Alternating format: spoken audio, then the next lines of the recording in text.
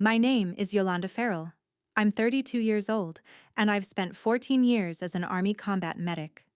3 weeks before the Pentagon pinned a silver star on my chest, I stood in my parents' kitchen in Millbrook, Ohio, holding two front-row seat cards, and listened to my dad say the words no battlefield ever prepared me for. "We'll never stand beside you. You're this family's biggest shame." He slid the invitation back across the table like a bill he refused to pay. So I gave his seat, the one marked Family of the Honoree, to my Aunt Ruth, a 61-year-old diner owner who has never once missed a chance to show up for me. What the Pentagon did for her during that live broadcast, in front of the whole country, none of my family saw coming. Neither did I. And 1 hour after the cameras stopped rolling, my phone lit up with 49 missed calls from my parents. This is the story of how I stopped paying for a seat at the wrong table. Welcome back to Calm Drama Stories. This channel is where quiet people finally tell the stories they carried alone: family, betrayal, and the moment everything changed. If you've ever been the one who gives until it hurts, drop a comment below and be sure to subscribe. To explain the 49 calls, I have to start at a dinner table in Millbrook, Ohio, population just under 6,000. My dad, Frank Farrell, ran the family woodshop, Farrell and Sons, third generation, his name on the sign and his pride nailed to it. At our table, Dad served the portions. Food, yes, but also worth. He decided who had earned what, and he announced it out loud, the way other fathers said grace. I was 8 the year I brought home an honor roll plaque with my name engraved on it. I carried it into the kitchen like it was made of glass. Dad looked at it for maybe 2 seconds. Then he opened the bottom drawer of the hutch, set it inside, and closed the drawer. "Girls who show off embarrass their fathers," he said, and went back to his coffee. My mom, Carol, taught me the other half of the lesson. Clear the plates, refill his cup, keep your voice low and your grades high and your needs invisible. My little sister Brittany was 3 then, blonde and dimpled, and Dad called her the face of the family before she could spell her own name. Nobody ever called me the face of anything. I was the hands. Hands set the table. Hands fixed things. Hands, I learned, could earn what a face was given for free. So I became useful. Straight A's I never mentioned. Chores done before anyone asked. I ran errands for the shop and kept the books in high school and waited, the way kids wait, for the day usefulness would finally convert into love. I thought if I was useful enough, he'd eventually see me. It took 24 years and a war to teach me that math never works. But back then, I still believed it. And 3 blocks from that kitchen, there was one place in town where nobody made me earn a meal. That place was Ruthie's, a 12-stool diner on Main Street that smelled like bacon and burnt sugar and belonged to my Aunt Ruth, my mom's older sister. Every Saturday I told my parents I was at the library, and every Saturday I walked to Ruthie's instead. Ruth never asked why an 8-year-old kept showing up alone. She just pointed at the corner stool, the one at the far end of the counter, and said the sentence I'd end up carrying to the other side of the world: "Sit down, eat, your family." That was it. No chores first. No performance review. She let me count the change in the register, taught me to flip eggs without breaking the yolk, and slid me pie that never appeared on any bill. Her husband Gene, a roofer with hands like cracked leather, called me the boss, and meant it kindly. At Ruthie's, I wasn't the hands of anything. I was just Yolanda, and apparently that was enough, which confused me for years. There was one strange rule, though. Ruth never came to our house, and my dad never said her name. If she and Frank passed each other outside church, the temperature on the sidewalk dropped 10 degrees. Once I asked her why. Ruth wiped the counter in slow circles, looked at me a long moment and said, "That's a story about your father, honey, not about you." Then she cut me a bigger slice of pie, which is how she ended every conversation she didn't want to have. I didn't push. Kids can tell when a door is closed for their own protection. But I filed it away, the way I filed away everything in that town.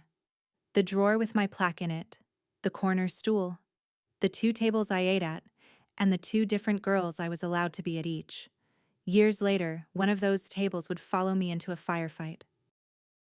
In 2012, I turned 18, and I did the most disgraceful thing a feral daughter could do. I enlisted. It wasn't rebellion. It was arithmetic. I wanted to work in medicine.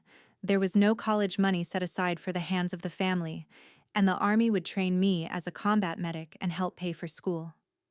I laid it out for my parents at that same kitchen table, calm and researched, a 17-year-old with a folder of printouts. Dad didn't open the folder. He looked at me the way he looked at warped lumber. "The Army is for men," he said, "and for families with nothing to lose. A feral daughter serves the family, not strangers. You walk out that door in a uniform, you embarrass every man with our name." Mom said no words at all, which in our house was also an answer. The morning I shipped out, Dad took the truck to the shop early on a Sunday. Mom hugged me quick on the porch, pressed 2 folded 20s into my hand, then glanced at the driveway and took one of them back. "Don't tell your father," she whispered, and it took me years to understand she meant the 20 she gave, not the one she took. Love in that house always got taxed on the way out. It was Ruth who drove me to the recruiter's bus. Ruth in her diner apron at 5 in the morning, with a shoebox of oatmeal cookies on the seat between us. "For the other kids on the bus," she said. "Nobody should start something this big on an empty stomach." She hugged me at the curb like she was setting a bone, tight and sure. "You're not leaving family, Yola, you're taking it with you." I cried until Kentucky. That shoebox turned out to be the first of hundreds, and the allotment I set up 4 years later turned out to be the first of a different kind of shipment. Here's how a daughter becomes a bank. It starts with a roof. In 2016, I was 22, a sergeant with deployment pay saved up, and Mom called crying because the roof over their bedroom had opened like a zipper and Dad's shop had a slow season. So I did what the Army makes easy. I set up an allotment, an automatic transfer straight out of my paycheck, $1,500 a month. "Just for a few months," Mom said. Nobody ever turned it off. Not that I was blind. I saw what was happening by the second year, and I built guardrails like a professional. I capped the amount and never raised it. I refused, twice in writing, to co-sign a loan for the shop. I kept my own accounts in my own name at a bank with no branch in Millbrook. But I was deployed 3 times in 8 years, and you cannot manage a family from a cot 9 time zones away. Every emergency arrived while I was unreachable, and every emergency was real enough. Mom's dental surgery, the electric bill, a Thanksgiving that had to look right because church people were coming. And under every request sat the hostage I could never leave behind. If I cut the money, Dad's pride wouldn't suffer. Mom would. Here is the detail I want you to hold on to. In 10 years of those transfers, no one ever said thank you. Not once. You don't thank a debt for making its payments. One sleepless night on my 3rd deployment, I sat in a plywood bunk with a notebook and did the math. $1,500 a month, 12 months, 10 years, $180,000. I stared at that number for a long time. Then I closed the notebook and never opened it again, because the next morning I had a convoy, and the convoy is where this story really begins. I won't give you the movie version, because it wasn't a movie. It was a Tuesday. Our convoy was 4 vehicles moving through a dry riverbed at dusk when the second truck went up on a buried charge, and then the ridge on our left started flashing. What I remember is my checklist, because a medic under fire becomes her checklist or becomes useless. Vehicle 2, burning, 2 soldiers inside. I remember running bent over with rounds snapping past like wasps and thinking, absurdly, of a counterstool in Ohio. Sit down, eat, your family. That's where my brain went for cover. I got Ramirez out first, then went back into the smoke for Specialist Dale Hutchins, 19 years old, 40 pounds heavier than me with his gear on. Drag, don't lift, tourniquet high and tight, move to the next one. There were 4 wounded, and for 11 minutes, until the gunships came, I was the only medic standing. Hutchins kept trying to close his eyes, so I made him talk. "Tell me about your mom," I said, packing the wound in his thigh. "She make good cookies?" "Mine sends some. I'll get you a box." He laughed, which is what I needed, because laughing men are breathing men. All 4 made it. All four went home to their families. My commander wrote it up, and somewhere far above my pay grade, paperwork began to crawl. That was 2023. I was 29. I called Ruth from the first phone I could get to, just to hear the diner in the background. I didn't tell my parents at all. There was no bill attached to that night, so I already knew they wouldn't ask about it. That sounds bitter. It's just data. 10 years of transfers had taught me exactly which parts of my life my family could see, and a dry riverbed wasn't one of them. What I didn't know was that the paperwork crawling through the army would take 3 years to land, and when it landed, it would blow the doors off both my tables. In the spring of 2026, my command sergeant major, a compact fireplug of a man named Alvarez, called me into his office at Fort Campbell and told me to stand at ease twice, because I didn't do it right the first time. The award had been approved at the highest level, the Silver Star, third highest decoration for valor this country gives, and rare enough for a woman that the number since World War II barely fills a lunch table. The company found out by lunch, and soldiers I'd never treated were shaking my hand in the chow line. That evening, I sat in my truck in the parking lot for 20 minutes, working up the courage to do something harder than the riverbed. I called home. Mom answered, and I told her, simple as I could. There was a pause, and I could hear her hand cover the phone, and Dad's voice rumble in the background. Then she came back with his questions, delivered in her softest voice. Your father wants to know, does it come with money, a bonus, or a pension bump? Before I could answer, Brittany's voice cut in from somewhere near the fridge, bright and fast. Is there press? Like actual cameras? Can you tag me? Or do they run it through the army? And then Mom again, apologetic, relaying one more. Daddy wants to know if there are VIP invitations. He'd like to bring Mr. Hendricks. From the church board. It could help the shop, honey.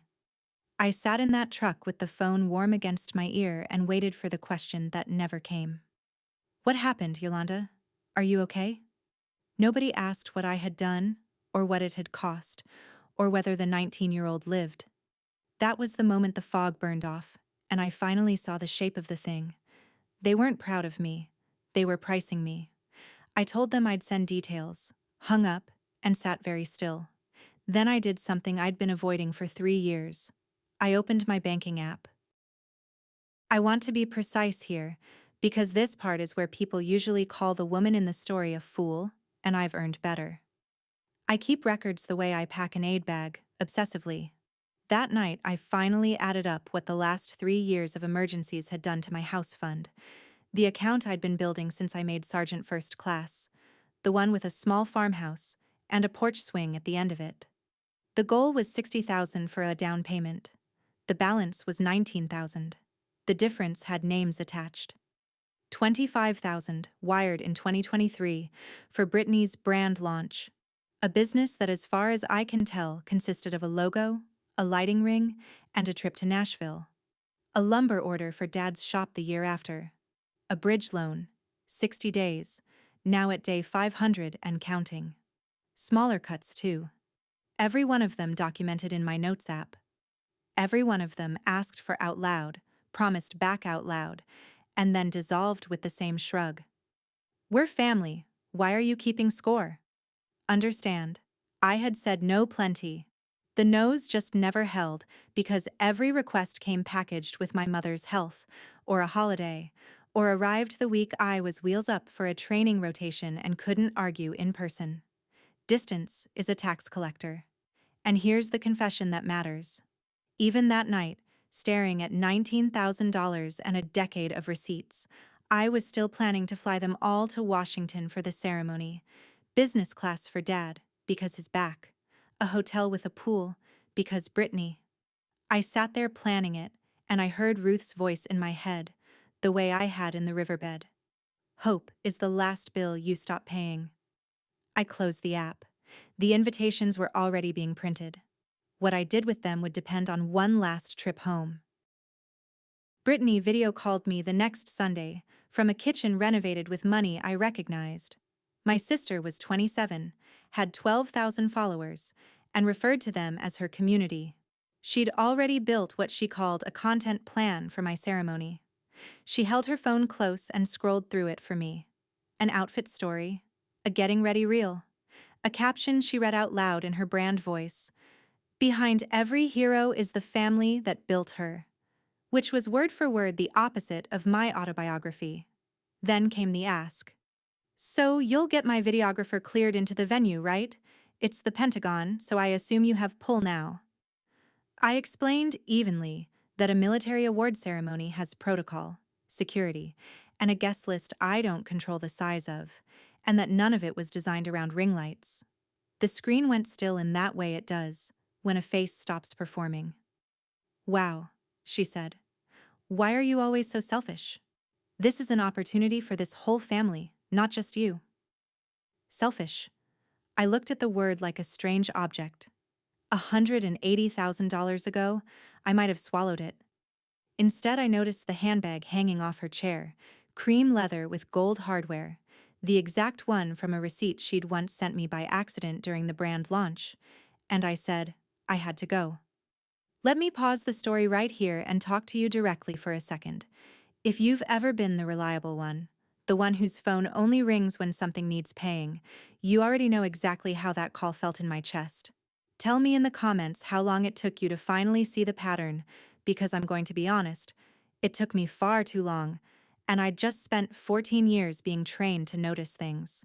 If you're new here, hit subscribe, because what happened when I drove home to Ohio with those 2-seat cards in an envelope, and what my father chose to say to my face in that kitchen, is the reason this story exists at all. 2 weeks before the ceremony, I requested leave, loaded my truck, and pointed it north toward Millbrook. Fort Campbell to Millbrook is 6 hours of interstate and farmland, and I spent all 6 rehearsing a speech I'd never give. In the passenger seat sat a padded envelope from the ceremony office. Inside were an embossed invitation and 2 stiff white cards, each one printed with a gold border and a single line that meant more to me than the medal itself. Family of the honoree. Front row, 2 seats. The guest form asking for the names was still blank on my laptop, and I had told myself, out loud, alone at mile marker after mile marker, that my father deserved one more chance to be the man I kept inventing for him. I hit Millbrook at 4 in the afternoon and did what I've done since I was 8 years old. I went to Ruthie's first. The bell over the door still had its dent. Ruth came around the counter, apron and all, hugged me hard enough to fix a bone, and then held me out at arm's length and studied my face the way she reads a wobbly pie. You're nervous, she said. I'm fine, I said. She pointed at the corner stool, and I sat, and she didn't say anything else, because she already knew where I was headed after coffee. On the wall behind the register, where the health inspection certificate used to hang, there was now a corkboard crowded with photographs. Soldiers, dozens of them, in dust and helmets, holding up cookies and handwritten letters. My platoon. Her kids, she called them. I looked at those pictures for a long time. Then I drove the last 3 miles to my parents' house with the envelope on the seat like a passenger who wouldn't talk. Dad's truck was in the driveway. The porch light was off. I stood on that dark porch the way I used to stand outside unfamiliar doors overseas, and the difference was, overseas, I knew what was behind the doors. Mom let me in with a hug that ended too fast, the way you'd hug someone while checking over their shoulder for permission. Dad was at the kitchen table with his reading glasses and a stack of envelopes, and I recognized the top one, red-stamped, the electric bill, because he made sure I could see it. He always laid the table before a negotiation. I set the invitation and the 2 white seat cards in front of him and kept it simple. The ceremony was in 3 weeks, in Washington, at the Pentagon. The Army would love to have his family there. I would love to have his family there. Front row, his name and Mom's on the cards, everything arranged. Dad took off his glasses and folded them, slow, the way he did before pronouncing sentence at that table my whole childhood. He didn't touch the cards. You know what people in this town ask me? He said, voice low, never low like gentle, low like a shot machine before the blade drops. They ask what it's like having a daughter who chose strangers over her own blood. 14 years you've been parading around in that uniform for the whole country to look at. Now you want me to sit in an audience and clap for it. The shop is dying, Yolanda. Men I've known 30 years look at me sideways. And you want to hand me a ticket to watch my daughter get rewarded for embarrassing me. I said it was the third highest honor for valor the country gives. I said 4 soldiers were alive because of what happened in that riverbed. I kept my voice level, and I watched something in his face close like a drawer. We'll never stand beside you, my dad said. You're this family's biggest shame. Then he slid the cards back across the table, and they came to rest against the red-stamped envelope, his refusal and his handout, side by side in 1 square foot of oak. Behind me, by the stove, my mother picked up a plate that was already dry and wiped it anyway, around, and said nothing at all. I picked up the cards. I said, "Okay." He thought that was the end of the conversation. It was the end of something much bigger. Ruth flipped the diner sign to closed at 9, poured 2 coffees, and sat down across from me at the counter, which she almost never did, because Ruth's love usually stays vertical, moving, refilling something. I gave her the report the way I'd give a casualty report, flat and orderly, because flat and orderly was the only bridge that could hold the weight. I got through the shop, and the town, and the parading. When I got to the last part, the biggest shame part, my hands did a thing my voice wouldn't, and the coffee slopped into the saucer. Ruth took the cup out of my hands. She didn't say a word against him, which somehow made what she did say land harder. "I'm going to tell you the story I owed you since you were 8, she said. 25 years ago, your father's shop was going under, same as now. He came to me at night, at this counter, and I lent him what Jean and I had saved for the house. No papers, family is family. He paid back some, then he stopped looking at me, and then Jean and I weren't welcome at your table anymore." She turned her cup a slow half-circle. "I used to think it was about the money. It isn't. Your father can't forgive anyone who's seen him small. And honey, you've seen him small your whole life. You just kept the receipts in your heart instead of on paper." We sat with that a while, 2 women and a pie case humming. Then she got up, went into the back, and came out with a cardboard box that smelled like oatmeal and brown sugar, because of course she did. Some people say, "I love you." Some people hand you a box. I looked at the box, and then at the 2 white seat cards lying on the counter, gold borders catching the diner light, and an idea walked in and sat down on the corner stool like it had always eaten here. The next morning I took my laptop to the counter before the diner opened, while Ruth prepped in the back and the fryers ticked as they warmed. The ceremony office's guest form glowed on the screen. Official header, my name, my award, and then the 2 lines I'd been leaving blank for a week. Guest 1, family of the honoree. Guest 2, family of the honoree. The cursor blinked in the empty field like a monitor waiting on a pulse. I typed Ruth Fairbanks. I typed Jean Fairbanks. Then I sat with my finger over the send button, and I want to be honest about that pause, because it wasn't hesitation about them. It was the last muscle memory of a training that started when I was 8. The reflex that said those lines belong to the man who won't fill them. Ruth came out of the kitchen wiping flour on her apron, read the screen over my shoulder, and went very still. "Yola." She said my name the way you'd steady a ladder. "That seat is your father's." I looked up at her, this woman smelling of coffee and butter who had driven me to a bus at 5 in the morning, who had mailed love in shoeboxes to a war for 14 years, and I heard my own voice come out steadier than it had any right to be. "No, that seat belongs to my family." I pressed send. The form made its little chime, cheerful and bureaucratic, no idea what it had just carried. Filling in 2 lines takes a few seconds. Unlearning 24 years of training takes a little longer. I had 3 weeks. And as it turned out, the hardest test was still ahead of me, because the Army processes forms quietly, but small towns process news out loud. First, though, I had to get one stubborn diner owner to actually say yes. Ruth fought me for 2 days. Not loud, Ruth doesn't do loud. She did it sideways, sliding pie at the problem. "It's a family seat, honey. Your mother will grieve it. Take one of your soldier friends. Take Jean's arm off my hands, take anybody. Don't waste it on an old woman who smells like onions. On the second night, I stopped arguing and just told her a story I'd never told anyone in Millbrook. The riverbed, the burning truck, the 11 minutes, and the part I'd kept even from the army psychologist, that in the middle of it, under all that noise, the voice my brain reached for wasn't a drill sergeant's and wasn't my mother's. It was hers. Sit down. Eat. Your family. That's what I heard, Aunt Ruth. Over machine gun fire. You. So don't tell me you don't belong in that row. Ruth stood there with a dish towel in her hands, and for the first time in my whole life I watched her not know what to do with them.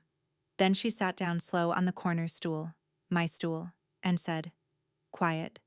You don't owe anybody for loving you. That's not how love works.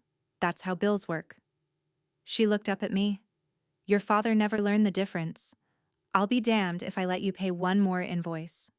Which was, in Ruth language, yes. She had conditions. She would wear the blue dress she'd worn at her own wedding, 39 years old and still in plastic in the closet, and Jean had to get a haircut from an actual barber. Jean, for his part, got the stepladder and took the corkboard of soldier photos down off the wall, careful as stained glass. The kids are coming too, he said. That night, my phone lit up on the counter and buzzed itself in a half circle. A text from Brittany, all capitals where it counted. Mom says you invited Aunt Ruth. Have you lost your mind?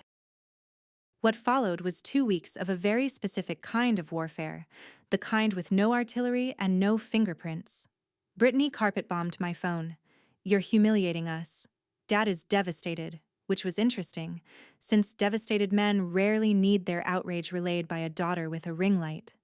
Then came the flying monkeys, which is what medics in group therapy call them, except in Millbrook they arrive wearing casserole energy. A text from Mrs. Kowalski from the church board, honey, families forgive. A voicemail from my old Sunday school teacher about honoring thy father, with a little sigh at the end, aimed like a slow arrow.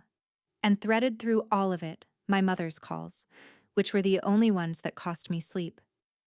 Mom didn't defend what Dad said. She never mentioned what Dad said, which was its own kind of statement. She just cried softly about the family looking broken in front of the whole town and asked me, in a dozen different arrangements of the same words, to fix it. Notice the shape of that. Not one person in 2 weeks asked my father to take back the sentence he'd said to my face. The entire system, church ladies and sister and mother, organized itself around one goal, getting the injured party to absorb the injury quietly, the way it always had. 10 years ago, that machine would have worked on me. It had worked. Every time. But something had shifted the day I pressed send on that form. Some load-bearing wall of guilt had quietly come down, and their calls hit air where the leverage used to be. I answered Mom kindly every time. I did not restart the money. I did not withdraw the invitation. Boundaries, it turns out, feel like cruelty only to the people who were billing you. Then, 10 days out, an official envelope showed up at my company mailroom at Fort Campbell, and the size of this story changed.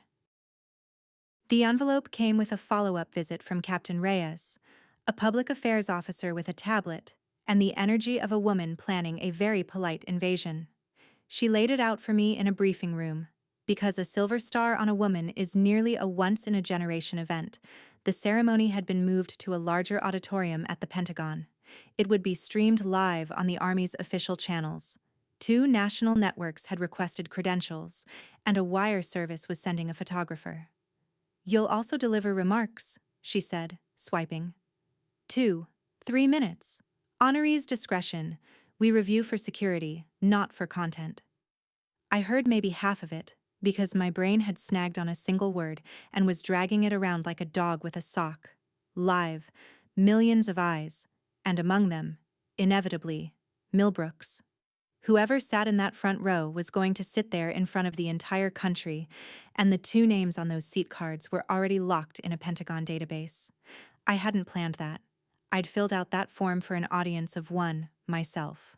The scale arriving on top of it felt like weather, something that happens to you. Then Reyes scrolled to my guest manifest to confirm spellings, and stopped, and a small, unprofessional smile got loose on her face. Fairbanks, Ruth, she read. Huh, so you're the niece. I asked her what that meant. The smile went back under regulation. You'll find out at the ceremony, Sergeant. I'd hate to spoil it. And honestly, I don't have the full details anyway. Above my desk. She stood, shook my hand, and left me alone in a briefing room with two mysteries instead of one. What I didn't know was that this one had my own handwriting all over it, from 5 months back, before the invitation, before the kitchen, before any of it. Let me take you there. 5 months before all of this, on an ordinary Thursday, another of Ruth's boxes had arrived at the company, oatmeal cookies layered in wax paper, plus her usual bundle of handwritten letters, each one addressed to a soldier by name. She got the names from me, but only the ones I flagged, the kids who never got mail. Private Okafor, whose mother had passed. Specialist Reams, whose family simply didn't write. Ruth wrote them like a general writes memoirs, faithfully, in blue ink, every month for years. Sergeant Major Alvarez wandered over while the box was being looted like a supply drop, picked up one of the letters, and read the envelope. Who is Ruth Fairbanks? So I told him. 14 years, hundreds of boxes to 3 different duty stations and 2 war zones, letters to strangers because her niece said they were lonely, a diner that never once ran a profit big enough to make any of it sensible. Alvarez listened with his arms crossed, then said the sentence that started the avalanche. People get medals for less courage than 14 years of showing up. There's paper for this, you know. Civilian awards. We should put her in for one. So we did. That same week. In his office, after hours. The Army has a formal award for private citizens whose service to soldiers goes far beyond any duty, and we built the packet the way you build a legal case: dates, photographs, letters the soldiers volunteered like eager witnesses. Okafor wrote a full page. I signed as the nominating soldier's statement and mailed my portion off, and then deployment prep swallowed the spring, and honestly, I forgot about it. Forms disappear into the Army like rain into sand. Except they don't. Not really. The Army forgets nothing that's been filed in triplicate. Somewhere between Kentucky and the Pentagon, my quiet little packet had grown legs, and apparently a security classification. 1 week before the ceremony, on a gray Tuesday afternoon at Fort Campbell, I closed out the old accounts of my life in the time it takes to get an oil change. 3 stops, 3 signatures. First, the finance office, where a board specialist pulled up my pay file and asked me twice, per procedure, if I was sure I wanted to terminate the monthly allotment I'd carried for 10 years. $1,500 a month, canceled effective immediately. Sure as I've ever been, I said, and signed. Second, the personnel office, and this one mattered more than money. The Army keeps a document called a DD Form 93, Record of Emergency Data. It's the paper that decides, if the worst happens, whose door gets the knock, whose name is spoken first, who the Army treats as your people. My parents had been on mine since I was 18. I sat at a cubicle under fluorescent light and changed it. Person to be notified, Ruth Fairbanks. Relationship, family. The clerk didn't blink. The Army doesn't ask you to justify your family, which puts it one full step ahead of Millbrook, Ohio. Third, the final guest manifest, confirmed and locked. Fairbanks, Ruth. Fairbanks, Jean. I initialed the boxes the way I close out a treatment log, and somewhere in me a wound I'd been packing for 24 years finally took its last stitch. Walking to my truck, I thought, if I died tomorrow, the Army would now knock on the door of the person who would actually cry. There are worse definitions of family, and I had been living inside one of them my whole life. 2 days later, the $1,500 did not arrive in my father's account for the first time in a decade, and that, of all things, is what finally made my family reach out about something other than money. Sort of. You'll see what I mean. Here's the part you could set a watch by. My father, a proud man, said nothing about the missing allotment.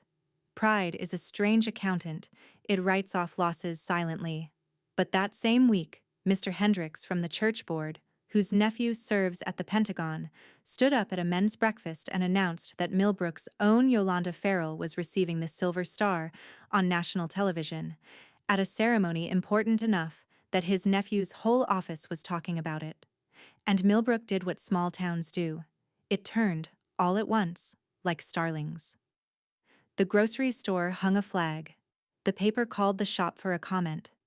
Overnight, the daughter who embarrassed every man named Farrell became the family's crown jewel, and my parents found themselves congratulated on every sidewalk for a ceremony everyone assumed they'd be attending, front row. Then Brittany called, and I let it go to voicemail twice before I answered, just to hear the new weather. Her voice had changed 180 degrees, sugar all the way through. Hey. So, we've all been thinking, this fighting is silly, family is family. Everyone's so proud of you, Yol. Dad's been telling everybody. A pause, and then the actual call underneath the call. So it's live streamed, right? Like, officially? What's the audience for something like that? I stood in my kitchen listening to my sister audition affection, and I understood something with total clarity. I hadn't changed in their eyes. I had never changed. Only my price had. Shame was just the rate they charged when I wasn't worth anything to them. And now that I was, the rate adjusted. Automatic. Like gas prices. I told her the guest list was locked, wished her a good night, and hung up while she was still talking. Notice the timing, please. Not one phone call when the money stopped. The cameras showed up, and suddenly, I was family again. If somebody in your life only appears when there's something to collect, you are not crazy for seeing it. And you are not cruel for saying it out loud. Stay with me, because what my parents did the night before the ceremony, 600 miles from home, took even me by surprise, and I've been ambushed by professionals. First, though, my mother sent a letter. It came to the company mailroom in a drugstore envelope, addressed in my mother's careful cursive, the handwriting of a woman who won penmanship ribbons in a school that no longer exists. My mother had never written me a letter. Not at basic, not across 3 deployments. I sat in my truck to open it. 4 pages. She wrote that Dad wasn't sleeping, that the shop was about to sell the big planer, the one his grandfather bought, and that a man watching his name come apart does things with his mouth he doesn't mean in his heart. She wrote, "Your father doesn't know how to say what he feels. He never learned. His own father never shook his hand even once." And folded inside the last page was a photograph I'd never seen. Me, maybe 6, on Dad's shoulders at the county fair, both of us mid-laugh, his hands locked around my ankles like I was the most valuable cargo in Ohio. I sat there a long time. I'm telling you the truth when I say the danger to me was never my father's contempt. Contempt you can build a wall against. The danger was hope, the old sweet poison, the 6-year-old on those shoulders whispering that maybe this time the apology was real. I did the only smart thing I know to do when I can't triage my own wound. I called Ruth. I read her the letter, all 4 pages, and the diner hummed behind her while she listened all the way through. Then she asked me one question, gentle as a hand on a shoulder, and it cut cleaner than anything a surgeon ever showed me. Honey, if the cameras weren't coming, would that letter exist? I looked at the photograph on my dashboard. I couldn't answer her.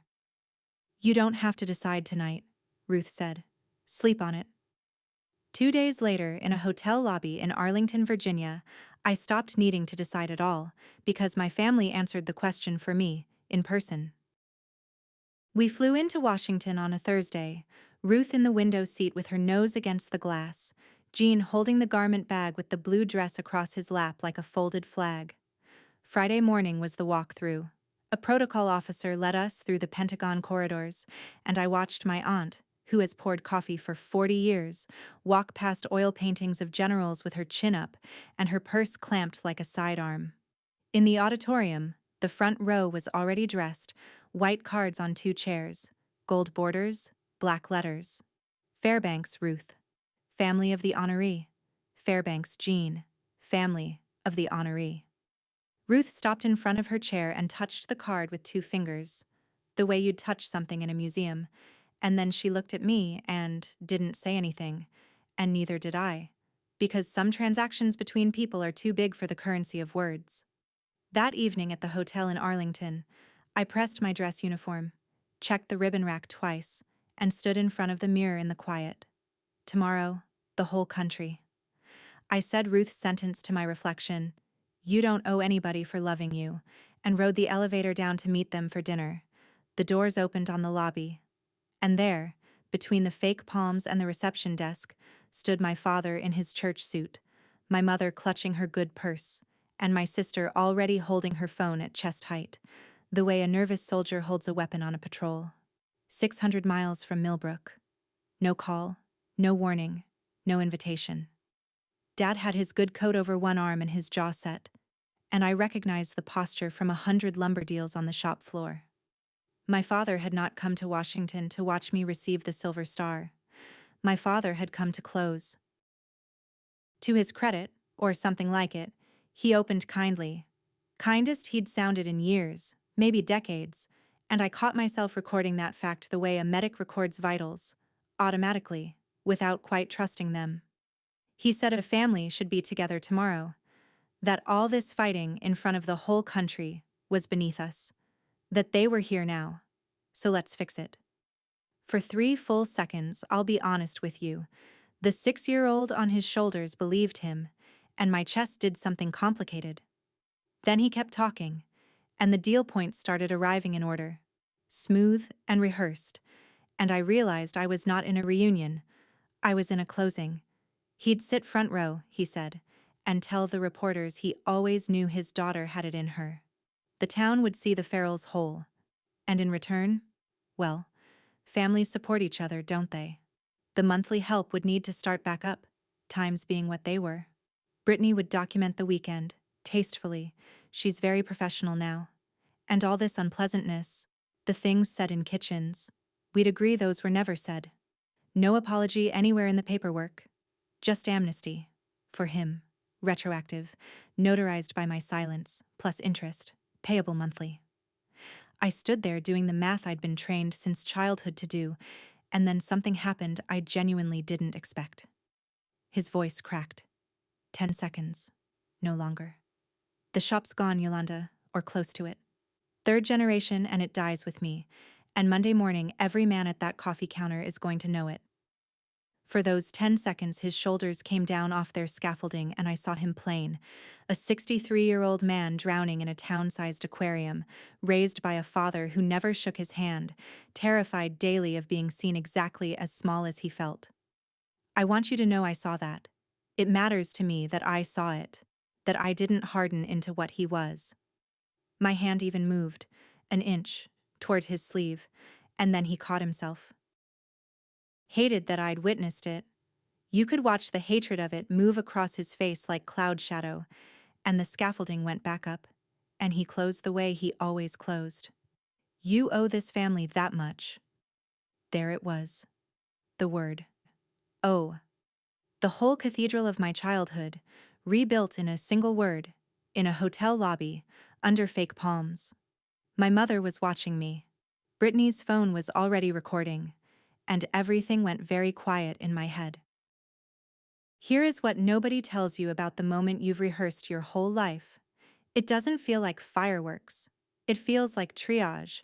That cold, clean quiet where the noise drops away and you can finally see what's survivable and what isn't. In front of me stood everything I had ever wanted. The actual want, priced and available. My father, front row, telling cameras he was proud. The town watching the Farrells stand together. 24 years of hunger, and here was the meal, hot, on the table. All I had to do was resume the payments, hand my sister the footage rights to my life, and sign the amnesty. I looked at my mother's hopeful, exhausted face. I looked at Brittany's lens. I looked at my father, and I asked him one question, and I kept my voice as level as a bubble in a carpenter's tool, which is the only inheritance of his I've ever used. If there were no cameras tomorrow, Dad, would you be standing in this lobby? Silence. His mouth opened. I watched him reach for the answer. Any answer. A lie would have done. A lie would have at least been effort. Nothing came out. And that silence was the most honest thing my father had said to me in 20 years, and all four of us heard it, even Brittany, whose phone drifted slowly down. "The seats are taken," I said. Quiet. No heat in it. "I spent my whole life buying a seat at your table. I'm done. My table's full." My father detonated. There in the lobby, in his church suit, the low shop machine voice finally lost its bearings. And out it came. The old catalog.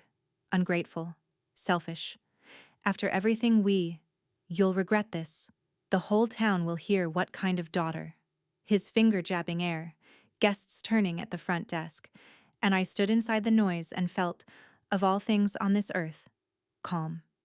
He'd told me the truth in that kitchen 3 weeks ago. "We'll never stand beside you."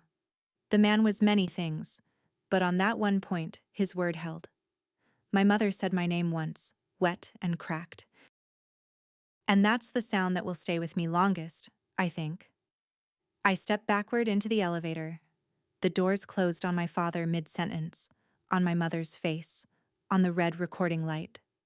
I rode up alone, hands folded in front of me like I was standing at a memorial. Floor 12. The most expensive button I ever pressed. I slept better than I had any right to, and woke before my alarm to a text from Jean, a photo of Ruth at the hotel ironing board pressing the blue dress at 6 in the morning, with the caption, "She's been up since 4, boss." The auditorium smelled like fresh program paper and floor polish. My battalion filed into the seats behind the front row, and among them came 4 men I would know in the dark by their breathing, the 4 from the riverbed. Hutchins, 22 now, walked in on crutches from a surgery, saw Ruth being ushered to her seat, and stopped the entire aisle. "Ma'am," he said, "I ate your cookies in 3 time zones." And my aunt, who does not cry in public, cried in public. And 30 seconds in that auditorium had already outperformed my entire childhood. My phone buzzed against my ribs. 3 missed calls. Home. I silenced it, and put my family where they had put me for 10 years, on hold. Then the ceremony began, and the army did what the army does best, which is mean every word of its rituals. The citation was read aloud to a silent room, the riverbed, the burning vehicle, the 11 minutes, 4 soldiers alive, and I stood at attention hearing my Tuesday described in words like gallantry and, for the first time, letting them land. A 3-star general pinned the silver star to my chest. The camera light burned red, steady, live. In the front row, family of the honoree, sat a diner owner in a wedding dress the color of a lake in June and a roofer with a fresh haircut holding her hand. The applause came in waves, and as it settled, the master of ceremonies leaned into the podium microphone and said the sentence Captain Reyes had been smiling about for 2 weeks. "Ladies and gentlemen, before we conclude, there is one additional item, not printed in your program." A door at stage left opened, and the Undersecretary of the Army walked out carrying a leather folder, and I watched confusion travel the auditorium until it reached the front row and stopped at my aunt, who had gone absolutely still, the way rabbits and honest people do when a spotlight finds them. The Undersecretary read from the folder.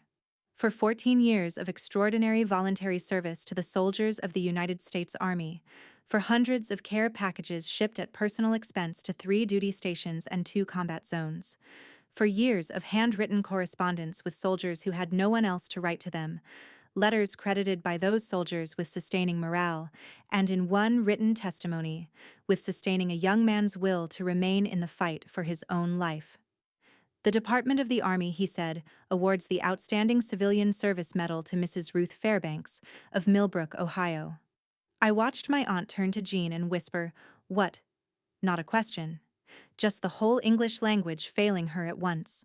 2 soldiers appeared at her row to escort her up, and Ruth Fairbanks rose in her blue wedding dress, gripped the rail, and climbed the stage steps into the lights of a live national broadcast.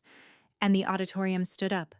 All of it, at once, the battalion, the brass, the press riser, a rolling thunder of seats flipping and boots hitting hardwood, and I stood at attention on that stage with my medal burning on my chest and my father's sentence ringing in my skull, transformed. "We'll never stand beside you." "Maybe not, Dad." everyone else did. They pinned the medal below her collarbone. Then the undersecretary presented her with something else, a walnut case, and inside it a flag, folded to a tight triangle. And he explained to the cameras that it had flown over the Pentagon at sunrise that very morning, in honor of Ruth Fairbanks, on behalf of a grateful army. When it was my turn at the podium for remarks, I said several things I don't fully remember and one thing I do, because I'd written it at the diner counter and carried it in my breast pocket. I looked at the front row and said, "I'm told courage runs in families. Mine ran a diner in Ohio." The camera found Ruth, laughing and crying at the same time, holding that flag the way I hold a stretcher, like the whole point of having hands. There was a reception after, cake and coffee and generals, where I watched a two-star wait in line to meet my aunt, who by then had accepted the entire United States Army as a nephew. My phone stayed dark in my pocket, silenced since morning. It was Ruth herself, queen of noticing, who finally nodded at my jacket and said, "Go on, honey, look at it. Then put it away and come eat cake." I stepped into the corridor and turned the screen over. 49 missed calls. 17 from Dad, 21 from Mom, 11 from Brittany, plus a stack of texts scrolling up off the screen. It had taken about an hour, I'd learn, for the clip to reach the Millbrook Community Facebook group, and the town had watched the whole thing at once. The diner lady on the Pentagon stage, the standing ovation, the words, "Family of the honoree" on two front-row chairs, in gold, on national television, with the whole town knowing exactly whose names were not on them, and knowing, from 2 weeks of my parents accepting sidewalk congratulations, exactly where the Farrells had claimed they'd be sitting. I listened to 3 voicemails standing under a portrait of some long-dead Secretary of War. Brittany, shrieking about damage control. "Everyone is asking why Mom and Dad weren't there. Hendrix pulled out of the shop deal. You have to post something. Fix this." Dad, starting in the shop machine voice, "Do you have any idea what you've done to this family?" And then, mid-sentence, stopping. A long breath in the static, and the message just ending, which from my father was practically a soliloquy. And then Mom, last one in the queue, almost a whisper, like she'd taken the phone into the pantry. "I watched it, Yolanda. Ruth looked beautiful. You look like yourself." Click. I stood in that marble corridor and understood I was holding the whole story of my family in one phone. 49 calls, and not one of them had come after the citation, after the part where they read out loud what their daughter did in a riverbed. 3 had come that morning, still litigating the lobby. The other 46 arrived once the town started watching. I didn't post anything. I didn't correct anything. Silence isn't a weapon, whatever my sister believes. It's just what a settled account sounds like. I typed one text, to one person. "Mom, my door isn't locked, but it isn't an ATM anymore, and it never will be again. You know where I am." Then I turned off the phone, went back in, and ate cake with my family. Through the reception doors I could see Ruth in her blue dress, asleep on her feet almost, still holding the flag with both hands. Months have passed. Here's where everything landed, and I'll keep it honest, because tidy endings are for people who weren't there. The flag flies framed on the wall at Ruthie's now, walnut case open, medal beside it, next to the corkboard of soldier photos, Jean re-hung with 2 extra nails. "For growth," he said. The local paper did a story, and now on Saturdays there's a line out the door of what folks 2 counties over call the diner the Army thanked. Jean built one more thing, a hand-carved sign over the corner booth. "Family table, reserved for whoever shows up." I ate Thanksgiving there, on my old stool, and nobody billed me for it.